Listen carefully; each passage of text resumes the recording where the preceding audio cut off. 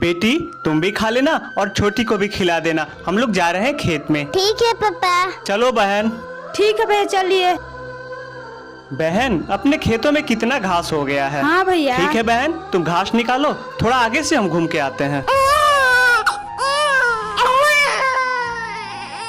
इधर से एक बच्ची की रोने की आवाज आ रही है। बहन इधर एक बच्चे की रोने की आवाज आ रही है, इधर आओ तो। बहन ध्यान से सुनो तो, इधर से एक बच्चे की रोने की आवाज आ रही है। हाँ भैया सुनाई तो दे रहा है।